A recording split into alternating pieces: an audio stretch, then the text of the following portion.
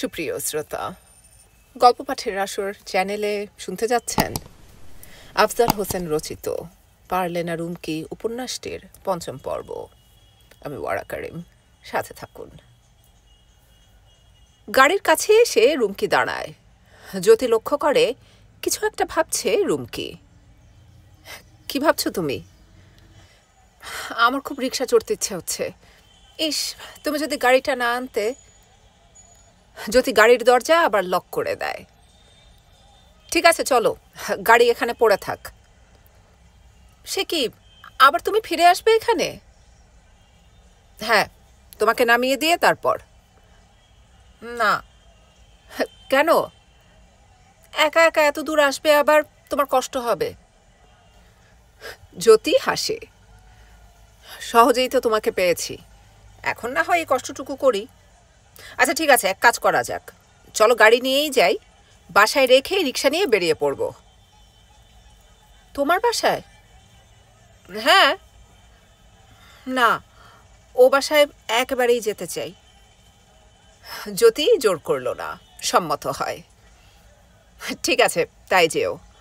এখন না হয় তোমাদের বাসায় যাই, তারপর চা খেয়ে আবার বেরোবো। রুমকি তাকালো, চোখে মৃদু হাসির ঝিলিক খেলে যায়। আমি কি তোমার বিয়ে করা বউ, যে যখন খুশি নিয়ে বেরিয়ে পড়বে? মা কি ভাববে? কিছু ভাববেন না। না ভাবুক, সেটা ভালো দেখায় না। তাছাড়া বাসায় ফিরে গেলে আমি আর বের হতে চাই না। মার খারাপ লাগে, আমি বুঝি। কিরকম মানে? খারাপ লাগে মানে বুঝলাম না। বুঝবে না? আহা, বুঝিয়ে বলবে তো। আমি নিশ্চিত উনি আমাকে দারুণ ভালোবাসেন। হ্যাঁ, উনিও নিশ্চিত আমি তোমাকে দারুণ ভালোবাসি। তো এর মধ্যে খারাপ লাগা ঢুকে পড়ছে কোন দিক দিয়ে? ঈর্ষা বোঝো? প্রশ্নটা করেই রুমকি থামে, তারপর নিজেই বলে, না, এখানে ঈর্ষা কথাটা খাটে না। মানে তুমি বোঝার চেষ্টা করো। মা বুঝতে পারে আমার দিন রাত্রির প্রায় পুরো সময়টাতে তুমি জুড়ে বসে থাকো। আগে তো এমন ছিল না। আমার মনে হয় মা আজকাল খুব একা বোধ করেন। আজকাল অদ্ভুত এক অভ্যেস তৈরি হয়েছে তার। ধরো বসে আছি, শুয়ে আছি বা কিছু একটা করছি, কাছে এসে চুল নাড়বে, গায়ে হাত বোলাবে। হয়তো জিজ্ঞাসা করলাম, কি মা, কিছু বলবে? মাথা নেড়ে বলবে, না এমনি, তোকে একটু ছুঁতে ইচ্ছে হলো। গাড়ি চলছে। অনেকক্ষণ দুজনের মধ্যে কোনো কথা নেই। রুমকি হঠাৎ জিজ্ঞেস করে, জ্যোতি, ওদের কি হয়েছিল? কাদের কথা বলছো তুমি? শফিক ভাই আর তরু, ওদের। কি জানি, কত কথা শুনেছি, কানে লাগাইনি। যেটুকু বুঝতে পারি, শফিক মানুষ হিসেবে খুব ভালো, তরুও তাই। তাহলে ডিভোর্স পর্যন্ত গড়ালো কিভাবে? শুনেছি ভালোবাসার বিয়ে। হ্যাঁ, তো ভালোবাসা থাকলে কি ঝগড়া হয় না? ঝগড়া আর ছাড়াছাড়ি পর্যন্ত পৌঁছে যাওয়া এক ব্যাপার হলো। তোমার কি মনে হয়? কি আবার মনে হবে? অবশ্যই না। গুড গার্ল, কথাটা ভালো করে মনে রেখো। তোমার সাথে ঝগড়া হবে, কিন্তু ছাড়াছাড়ি পর্যন্ত পৌঁছানোর কথা কেউ ভাববো না। ঝগড়া কেন হবে? হবে, হয় তুমি করবে, না হয় আমি। পৃথিবীর নিয়মই এই। বাজে কথা বলবে না। এই তো শুরু হয়ে গেছে। রুমকি রেগে তাকিয়ে থাকলো, কিন্তু বেশিক্ষণ পারল না, হেসে ফেলল। আচ্ছা ঠিক আছে, আমি যদি তোমার সাথে ঝগড়া করিও তুমি করবে না। ঠিক আছে, আমি তখন আঙ্গুল চুষব। ফাজলামো রাখো। এখন বলো তো আসল ঘটনাটা কি? তরুকে আমার ভালো লেগেছে, শফিক ভাইও ভালো। প্রেমের পর্বে দুজন মানুষ খুব নিখুঁত ভালোই থাকে। বিয়ের পর খুঁতগুলো ডানা গজায়, উই পোকার মতো ঝাঁকে ঝাঁকে তারা বেরিয়ে পড়ে। মজার ব্যাপার কি জানো? মানুষের অনেক ত্রুটি একসময় ত্রুটি মনে হয় না, মনে হয় সুন্দর। বিয়ের পর হঠাৎ সৌন্দর্য খসে গিয়ে বেরিয়ে পড়ে আসল রূপ। ত্রুটি তখন শুধুই ত্রুটি, দোষ। গাড়ি চালাতে চালাতে রুমকির দিকে তাকিয়ে দেখল ভয়ে ওর চেহারা বদলে গেছে। ভয় পেও না, এসব মাথায় থাকা ভালো। মানুষ মানুষকে বুঝতে পারলে আর কোনো সমস্যা থাকে না। শফিক ভালো ছবি আঁকে, সেই তুলনায় তরু তেমন ভালো আঁকে না। তরু বিয়ের পর ছবি আঁকা ছাড়ল, এই নিয়ে শুরু হয়েছিল। তরু বলে আমাকে দিয়ে হবে না, শফিক বলে হবে, এভাবেই চলছিল। একেবারেই যখন ছবি আর আঁকে না তরু, লক্ষ্য করে ধীরে ধীরে সব কিছু বদলে যাচ্ছে, সম্পর্ক, সংসার, মানুষটা। আশ্চর্য ব্যাপার হচ্ছে এই যে ওরা পরস্পরকে বোঝার চেষ্টা করেনি। শফিক তার ইচ্ছা তরুর উপর চাপিয়ে দিতে চায়। তরু বলে না, তা কেন হবে, আমার নিজের একটা ইচ্ছা তো রয়েছে। জ্যোতি থামল। রুমকির মাথা কেমন ভার ভার ঠেকে। এসব কি বলছে, কি শুনছে সে? জ্যোতি হাত বাড়িয়ে রুমকির একখানা হাত আদরে মুঠো করে ধরে। খুব ছোট একটা শব্দ সবকিছু তছনছ করে দিচ্ছিল, যেন রুমকি। শফিক বলেছিল, তরু তুমি 10টা সাধারণ মেয়ে মানুষের মতো। গাড়ি এসে থামল রুমকিদের বাড়ির গেট পেরিয়ে দরজার সামনে। জ্যোতি তাকালো রুমকির দিকে। গভীর ভাবনায় মগ্ন হয়ে আছে সে, কোনো দিকে মন নেই। জ্যোতি আলতো করে হাত রাখল রুমকির কাঁধের উপর। কি ভাবছো মেয়ে? রুমকি তাকালো, স্থির দৃষ্টি, জ্যোতিকে দেখছে। চেনা অচেনার আলো ছায়ায় একজন মানুষ তার সামনে বসে আছে। মানুষটির নাম জ্যোতি, তার ভালোবাসা। ভালোবাসার একটি হাত তাকে স্পর্শ করে আছে। সেই স্পর্শের ভিতর দিয়ে প্রবাহিত হয়ে আসছে উষ্ণতা, মানুষটির হৃদস্পন্দন। প্রতিটি হৃদস্পন্দন যেন উচ্চারণ করছে রুমকি, রুমকি, রুমকি। চোখ বুজে আসতে চায়, স্বপ্ন তাকে আচ্ছন্ন করে। স্বপ্নের মধ্যে থেকে হাত বাড়িয়ে আলোর মানুষটি জ্যোতিকে স্পর্শ করে রুমকি। চেনা উষ্ণতা তাকে আশ্বস্ত করে, কিন্তু ছায়ার মানুষটি একই হৃদয়ে পাশাপাশি জাগিয়ে তোলে শঙ্কা। সে হাত সরিয়ে নেয়, স্বপ্ন সরিয়ে দিয়ে দৃষ্টিকে আরো তীক্ষ্ণ করে। অচেনা মানুষটিকে প্রাণপণে দেখতে চায়। তার ঠোঁট কাঁপতে শুরু করে, চোখে পানি এসে যায়। রুমকি কাঁদে। কি হলো রুমকি? উত্তর করে না, সে শুধু কাঁদে। জ্যোতি তাকে জড়িয়ে ধরে। রুমকি, আমাকে বলো কি হয়েছে তোমার? আমি কোনো ভুল করেছি, কোনো অন্যায় করেছি? জোরে মাথা নাড়ে রুমকি। করনি, কথা দাও জ্যোতি, তুমি কোনোদিন আমার সাথে অন্যায় আচরণ করবে না। ছি, কি বলছো তুমি? বলো চিরদিন এইভাবে ভালোবাসবে। মেয়ে, এই পৃথিবীতে আমি জন্মগ্রহণ করেছি তোমাকে ভালোবাসার জন্য। আজ বুধবার, 27শে জুন। ডায়েরি বার করে জ্যোতি লেখে, ভালোবাসার 119 দিন পূর্ণ হয়ে গেল। ছোট্ট লাইনটি লিখেই ডায়েরি ফেলে সে ফোনের কাছে যায়। ডায়াল ঘোরালো, রিং হচ্ছে। রুমকি এসে ফোন ধরে। হ্যালো, বলো তো আমি কে? রুমকি হাসে। জোরে বলবো না আস্তে? জোরে চেঁচিয়ে বলো আমি কে। চেঁচিয়ে বলবো? এ ঘরে কিন্তু মা রয়েছে, বলি। কোনো ভয়ে লজ্জায় মুহূর্তে জ্যোতি গলার স্বর নামিয়ে রুমকিকে অনুরোধ করে, না না, এখন বলো না। ফোনে বলবো না? আচ্ছা বলো, আস্তে আস্তে। আস্তে বলবো কেন? ফোন কানে রেখে রুমকি মায়ের দিকে ঘুরে বলতে শুরু করে, জানো মা, জ্যোতি আমাকে জিজ্ঞাসা করছে কি। গলা প্রায় ফাটিয়ে চিৎকার করে ওঠে জ্যোতি, রুমকি প্লিজ বলো না। হাসতে হাসতে রুমকির দম বন্ধ হয়ে যাওয়ার দশা। ফোন টেবিলে নামিয়ে রেখে ছেলে মানুষই আনন্দে শুধু হাসতেই থাকে। মা ভীষণ অবাক।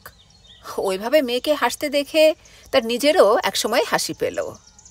এদিক থেকে জ্যোতি হ্যালো হ্যালো করেই যাচ্ছে। কোনো শব্দ না পেয়ে অন্ধকারে পড়ে যায়। ইচ্ছেটা কি? আবার চিৎকার করে, হ্যালো রুমকি। কোনো রকমে সামলে রুমকি ফোন ধরে আবার।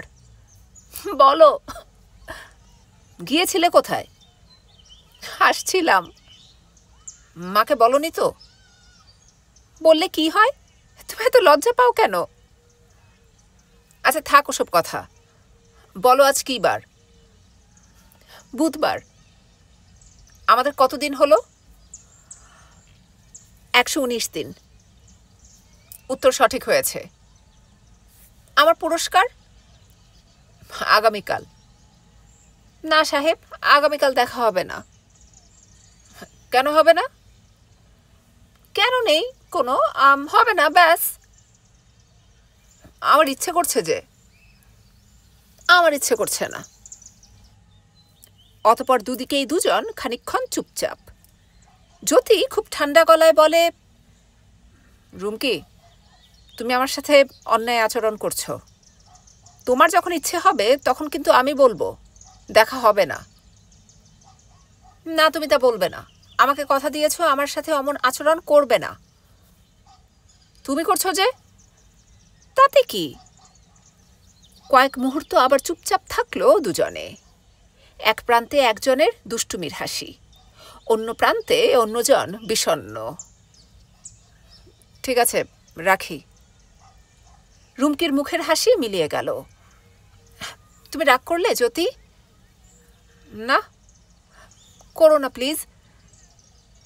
রুমকি, তোমার সাথে আমার 5 দিন দেখা হয় না। ভয় করে। দেখা বেশি না হওয়াই ভালো। আমার ভয় করে। কিসের ভয়? প্রতিদিন দেখা হলে আমি যদি পুরানো হয়ে যাই। হা হা করে হেসে ওঠে জ্যোতি। মন খারাপ ভাবটা উবে গেল নিমিষেই। ঠিক আছে, নতুন থাকার জন্য তোমার সাথে 365 দিন পরে আবার দেখা হবে। না না, আগামীকাল। বলো, আমার উপর রাগ করনি? না না না, আমিও কথা দিচ্ছি কোনোদিন তোমার উপর রাগ করব না, কোনো অন্যায় আচরণ করব না। ছুঁয়ে বলো। এখন নয়, আগামীকাল। আরিফ, জ্যোতি দুই ভাইয়ের কেউ বাসায় নেই। ছুটির দিন দুপুরে খুব আলসেমি লাগছিল ফরিদার। রান্নাবান্না করতে মোটেও ইচ্ছা করছিল না। কি করবে ভাবতে ভাবতে হঠাৎ ঝোঁক চেপে গেল নীলিদের বাসায় যাবে। ফোন না করে হুট করে হাজির হবে, নাকি ফোন করেই যাবে? এ দোটানার মধ্যে ঝটপট সে জুনকে জামা কাপড় পরিয়ে নেয়। বেরুবার আগে এত দূরে গিয়ে যদি নীলিদের না পায় এ আশঙ্কায় ফোন ঘুরিয়ে ফেলল। হ্যাঁ, বাসায় আছে ওরা। নীলি খুব খুশি। চলে আয়, এক্ষুনি চলে আয়, তোরা এলে একসাথে খাবো। এক্ষুনি মানে 30-40 মিনিট লেগে যাবে যে। কেন? রিকশায় আসতে হবে। স্কুটারে যদি যাই হয়তো তাড়াতাড়ি পৌঁছাবো। তোদের গাড়ি কোথায়? আরিফ ভাই বাসায় নেই? চিটাগাং গেল আজ সকালের ফ্লাইটে, আসবে সন্ধ্যায়। হিরো বাসায় নেই? হিরো বলতে নীলি জ্যোতিকেই বোঝালো। ফরিদা বলল, হিরো আজকাল খুবই ব্যস্ত, দেখা হয় না তোর সাথে? হ্যাঁ, 4-5 দিন আগে দুজনেই এসেছিল। শোন ফরিদা, কাজের কথা বলি, আর দেরি করে লাভ কি? কলেমা পড়িয়ে দে। কেন, জ্যোতি বলেছে নাকি সহসা বিয়ে করতে চায়? দূর, তাই কি বলে? তবে হাব ভাব দেখে জলদি ঘটনা ঘটিয়ে দেয়া উচিত বলে মনে করি। তুই আয় জলদি, তারপর কথা হবে। রান্নাঘর থেকে পোড়া গন্ধ পেয়ে নীলি দ্রুত ফোন রেখে দেয়। 2-5 মিনিটের মধ্যে ফরিদা বেরিয়ে পড়ে। পুরানা পল্টন থেকে বনানী, বেশ দূরের রাস্তা। তরু ছবি আঁকা শুরু করেছে আবার। শফিক আজকাল প্রায় ঠাট্টা করে। তোমার হলো শুরু, জ্যোতির হলো সারা। তরু হাসে। মানেটা কি হলো? সারা মানে বোঝো না? জ্যোতি ছবি আঁকছে না? সময় কই? ওদের বিয়ে করে ফেলতে বলো। শফিক স্টুডিওর সঙ্গে লাগোয়া বারান্দায় এসে বসে, সিগারেট ধরায়। এক অদ্ভুত ধারণা মাথার ভিতরে এসে চক্কর খেতে লাগলো। ভালোবাসা মানুষকে নির্মাণ করে, ভালোবাসা মানুষকে শোষণও করে। ভেতর থেকে তরুর গলা শোনা গেল, কোথায় তুমি? বারান্দায়, এসো না, গল্প করি। চা খাবে? না। তরু এলো। মেঝেতে মোটা বড় বড় কুশন বিছানো, পা ছড়িয়ে তার উপর বসে পড়ে। শফিক ইজি চেয়ার থেকে উঠে তরুর পাশে গিয়ে বসে। তরু, ভালোবাসার চরিত্র কি? সে নির্মাণ করে, আবার মানুষকে শোষণও তো করে। তরু তাকালো। হঠাৎ এই বিষয় নিয়ে গবেষণা শুরু করলে যে? একটু নড়ে চড়ে আয়েশ করে বসলো তরু। শফিকের দিকে তাকালো। জ্যোতির কথা ভাবো, 7-8 মাস হয়ে গেল, কোনো নতুন ছবিতে হাত দেয়নি সে। তরু হাসে। এটাকে ভালোবাসার শোষণ বলতে আমি নারাজ। কেন বলবে না? আসল মানুষটাকেই তো পাল্টে দিয়েছে। আবার যদি এভাবে ভাবি, মানুষের জীবনে ভালোবাসা এলো, অথচ জীবনের নিয়ম প্রবাহ এতটুকুও পাল্টালো না, কেমন লাগবে? শফিক কোনো উত্তর না দিয়ে তরুর দিকে তাকিয়ে থাকলো। তরু শফিকের এক হাতে জড়িয়ে ধরে কাঁধে মাথা রেখে বলে, আমি শুধু একটাই মানি, ভালোবাসা মানুষকে নির্মাণ করে। শ্যামল খবর দিয়েছে গুলশান গ্যালারিতে জ্যোতির 3টে ছবি বিক্রি হয়েছে, যেন টাকা নিয়ে আসে। পকেটে 35,000 টাকা, বেশ রাজা রাজা লাগছে। পা তাকে নিয়ে গেল গুলশান শপিং সেন্টারে। রুমকির জন্য কিছু একটা কিনবে। আজকে দুজনের দেখা হওয়ার কথা নয়, গিফট কিনলে একটা অজুহাত দাঁড় করানো যাবে, দেখা হবে। জ্যোতি জানে রুমকি প্রথমে খুবই রেগে যাবে, তারপর জ্যোতি যখন বলবে এমনি 5 মিনিটের জন্য এসেছিলাম, হ্যাঁ যাই, তখনই রুমকি আটকাবে, না এখন যেতে পারবে না। এ দোকান সে দোকান ঘুরে কোনো কিছুই পছন্দ মতো খুঁজে পায় না। একটা কিছু পছন্দ হলে পর মুহূর্তে মনে হয় এর চেয়ে সুন্দর হয়তো পাশের অন্য কোনো দোকানে পাওয়া যাবে। অনেক ঘুরে ফিরে যা কেনার কথা একবারও মাথায় আসেনি, এমন একটা জিনিস ঝট করে কিনে ফেলল, সানগ্লাস। রুমকিকে বলবে, এটা কেন কিনলাম জানো? তোমার চোখ দুটোকে আড়াল করে রাখার জন্য। অন্য কেউ তোমার চোখে তাকাতে যেন না পারে, শুধু আমি তাকাবো, শুধু আমি দেখব। শপিং সেন্টার থেকে বেরোতেই দেখলো খানিক দূরে গাড়ির কাছে দাঁড়িয়ে একজন ভদ্রমহিলা হাত নাড়ছে। মিমির মা। আসসালামু আলাইকুম। কেমন আছো জ্যোতি? ভালো। হ্যাঁ, আপনি কেমন আছেন? দেখা হলেই শুধু খোঁজ খবর নেবে, কতদিন যোগাযোগ নেই। কি বলবে জ্যোতি? ব্যস্ত ছিলাম, খুব পুরানো সংলাপ হয়ে গেছে। মনে হলো প্রায় 2 মাস হয়ে গেছে মিমির কোনো খোঁজ খবর নেওয়া হয়নি। মিমি কেমন আছে? ভালো, চিঠি পেয়েছি পরশু।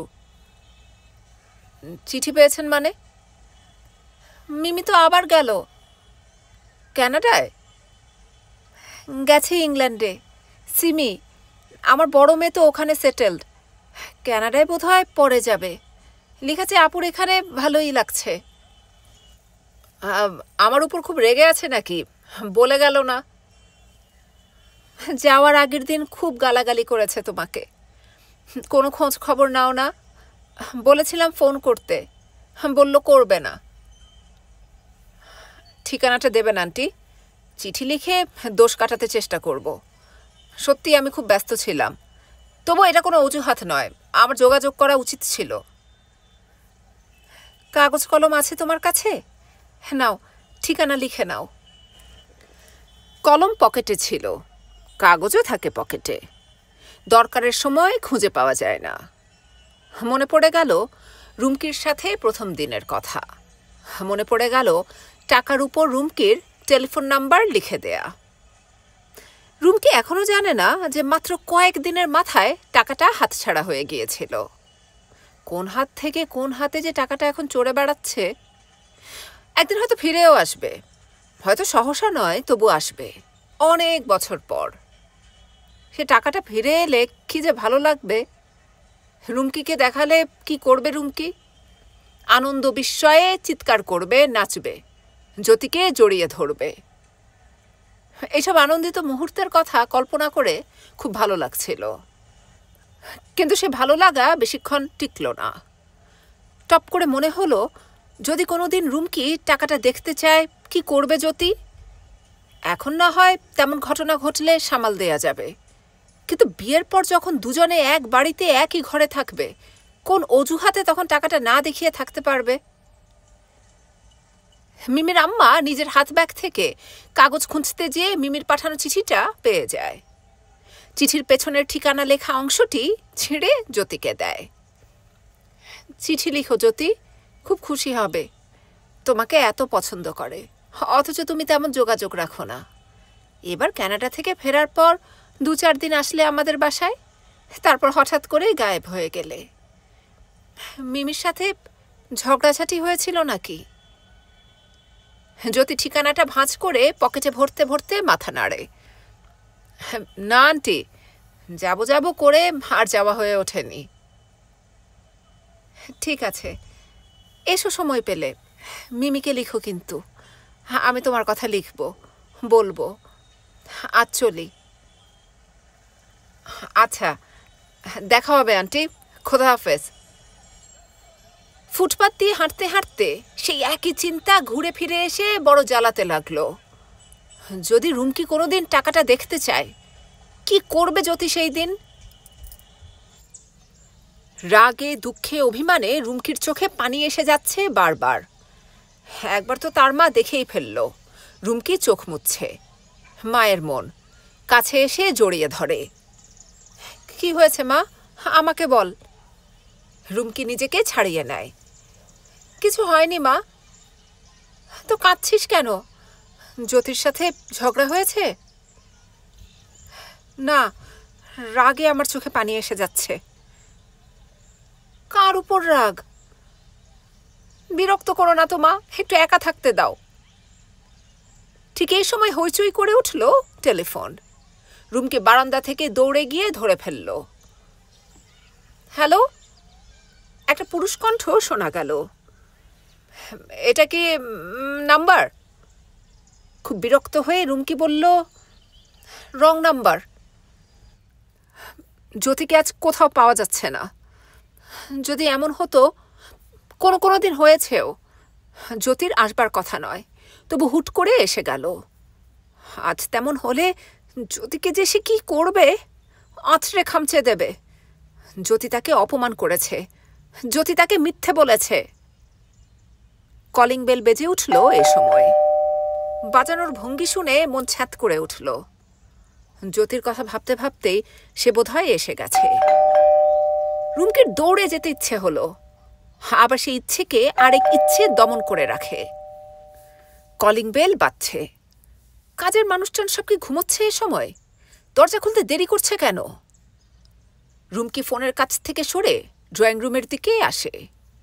খানিকক্ষণ ভিতরের ঘরের দরজায় দাঁড়িয়ে রইল। না, কেউ দরজা খুলতে যায়নি। রুমকি নিজেই গেল, দরজা খুলল। জ্যোতি দাঁড়িয়ে রয়েছে, হাসছে। রুমকি দরজা থেকে এক চুলও নড়ল না। কি, আমাকে ভিতরে ঢুকতে দেবে না? এখানেই দাঁড়িয়ে থাকবো? রুমকির মুখে কোনো জবাব নেই। জ্যোতি মুহূর্ত স্থির তাকিয়ে থেকে বুঝতে চেষ্টা করল, আসলে রুমকি রেগে আছে নাকি ভান করছে। 2 পা এগিয়ে গিয়ে রুমকির মুখোমুখি দাঁড়ায়। পকেট থেকে সানগ্লাসটা বের করে। এখন থেকে বাইরে বেরুলে এটা চোখে লাগিও, যেন আর কেউ তোমার চোখে না তাকাতে পারে। ওই চোখে চোখ পড়বে শুধু আমার। নাও। রুমকি যেমন আছে তেমনই থাকলো, হাতটাও বাড়ালো না। তবে কথা বেরুলো, তুমি আমাকে ভালোবাসো জ্যোতি? এ কেমন প্রশ্ন? জ্যোতি অবাক হয়ে তাকিয়ে থাকে। উত্তরের অপেক্ষা না করে রুমকি দরজা ছেড়ে দেয়। এসো, তোমার সাথে আজ আমার একটা বোঝাপড়া হয়ে যাক।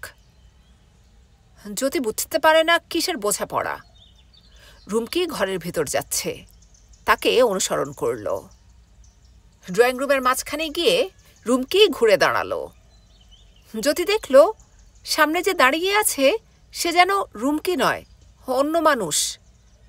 হঠাৎ এ ধরনের আচরণের কি কারণ হতে পারে খুঁজে বের করার জন্য মনের ভেতর ওলটপালট শুরু হয়ে গেছে। জ্যোতি, আমি বিশ্বাস করি তুমি আমাকে ভালোবাসো। আমার জন্য তুমি প্রাণ দিতে পারবে? কেন? হঠাৎ কি জন্য এ প্রশ্ন? কোনো কিছু জানতে না চেয়ে জ্যোতি মাথা নাড়ে। হ্যাঁ, পারবো। তুমুল মাথা নেড়ে রুমকি চিৎকার করে প্রায় বলে উঠল, তুমি নিজেকেই ভালোবাসো না জ্যোতি, তুমি আমাকে কি করে ভালোবাসবে? আমি তোমার জন্য মরতে চাই না, বেঁচে থেকে ভালোবাসতে চাই। আমি আমাকে ভালোবাসি বলেই তো তোমাকে ভালোবাসি। এসব কথার মাথা মুন্ডু কিছুই বুঝতে পারে না জ্যোতি। হাঁ করে তাকিয়ে থাকা ছাড়া তার উপায় কি? তেমনই ছিল, কিন্তু হঠাৎ লক্ষ্য করে রুমকির চোখে পানি। সে কাঁদছে। অস্থিরতা পাক খেয়ে ওঠে জ্যোতির ভিতর। সে এগিয়ে যায় রুমকির দিকে। রুমকি জ্যোতির বুকের কাছে শার্ট আঁকড়ে ধরে আছড়ে পড়ে। তুমি আমাকে মিথ্যা কথা কেন বলেছ জ্যোতি? জ্যোতি দু হাতে রুমকির মুখখানা তুলে ধরে। কোন মিথ্যার কথা তুমি বলছো? আমি তোমাকে ভালোবাসি রুমকি, মিথ্যে কেন বলবো তোমার সাথে? তুমি ছবি আঁকছো না। ন্যাশনাল এক্সিবিশনের জন্য তোমার কোনো নতুন ছবি আঁকা হয়নি। তুমি আমাকে অপমান করেছো, আমার ভালোবাসাকে অপমান করেছো। না না, ভুল রুমকি, এ কথা ভুল। আমি জেনে শুনে তোমাকে অপমান করিনি, কোনো দিন করব না।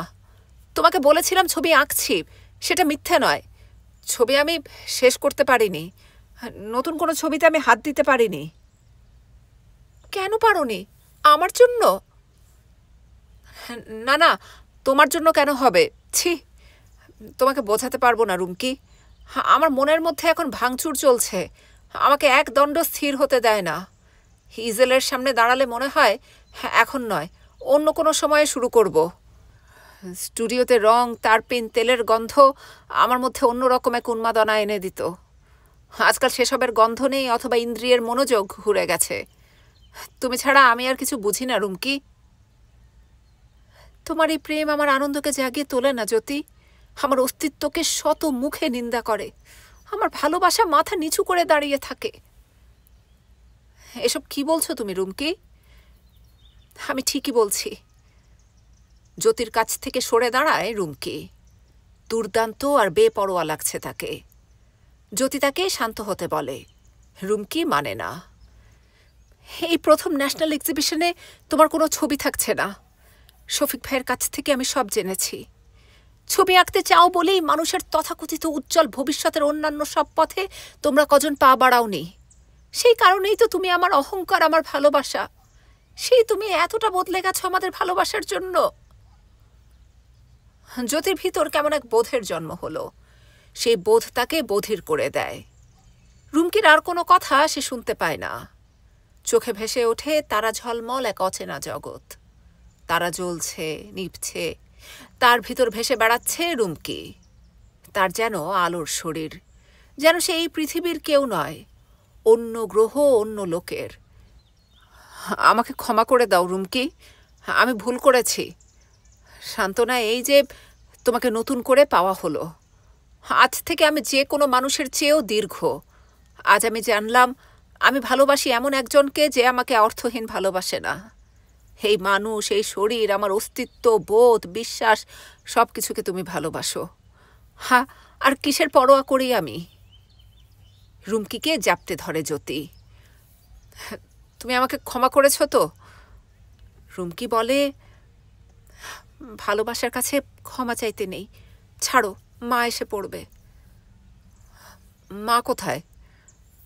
আছে ওদিকে। কেন? একটু আসতে বলবে? চলো ভিতরে যাই। চলো। নিজেকে এখন দারুণ সাহসী মনে হচ্ছে। এখন আমি পারবো।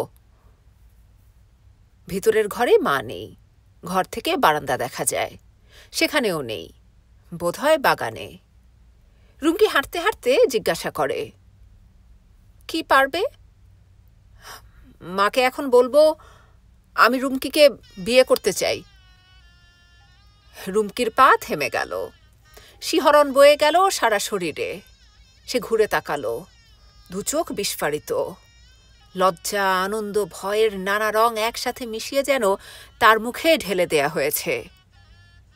জ্যোতি বলে, কি হলো, দাঁড়ালে যে, চলো। না, আমি যাব না, তুমি যাও বলেই উল্টা মুখে দোতলার সিঁড়ির দিকে দৌড়ে চলে গেল রুমকি। পিছন থেকে জ্যোতি ডেকেই চলেছে, রুমকি, রুমকি। এক নিঃশ্বাসে সিঁড়ি ভেঙে উঠতে উঠতে পড়বি পর একেবারে মায়ের মুখোমুখি। মা অবাক। রুমকি এমনভাবে দৌড়ে আসছিল যেন কেউ ধাওয়া করেছে। পিছনে কেউ নেই, জ্যোতির ডাক শুধু ভেসে আসছে, রুমকি, রুমকি। মা রুমকির হাত ধরে দেখলো হাত কাঁপছে। কি হয়েছে? কিছু না, তোমাকে খুঁজছে। কে? জ্যোতি। কোনো কিছুই বুঝতে পারে না মা। তা তুই পালাচ্ছিস কেন? আমার ভয় করছে। কথাটা বলেই রুমকি সেখান থেকে দৌড়ে পালিয়ে যায়। নিচ থেকে জ্যোতি ডাকে, রুমকি। মা গলা চড়িয়ে বলে, রুমকি, তোকে ডাকছে জ্যোতি। উত্তর ভেসে এলো, আমাকে না, তোমাকে।